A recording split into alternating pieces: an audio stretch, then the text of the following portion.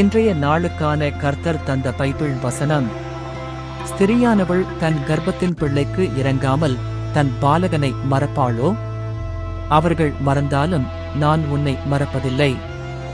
ஏசாயா புத்தகத்தில் இருந்து 49 அதிகாரம் 15 வசனம். நற்செய்தி. சிறிய கதை எடுத்துக்காட்டு.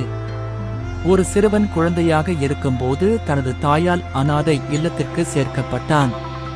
அந்த சிறுவன் எப்போதும் தனது தாயை நினைத்து வருந்தினான். காலம் கடந்த பிறகு தாய் அவனை மறந்து சந்திக்கவே வரவில்லை. அந்த குழந்தையின் மனதில் பெரும் வலி.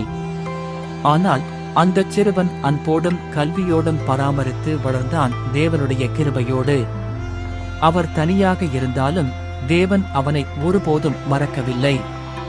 அந்த சிறுவன் வளர்ந்து தேவனை நம்பி வாழ்க்கையில் வெற்றியடைத்தான். இங்கே நமக்கு புரியும் செய்தி என்னவென்றால், ஒரு தாய் கூட சில நேரங்களில் தன் குழந்தையை மறந்துவிடலாம். ஆனால் தேவன் ஒருபோதும் மறப்பதில்லை.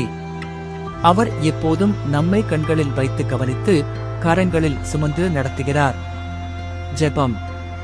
கர்த்தரே, மனிதர்கள் என்னை மறந்தாலும் நீர் ஒருபோதும் மறப்பதில்லை என்ற உமது வாக்குறுதிக்கு நன்றி செலுத்துகிறேன்.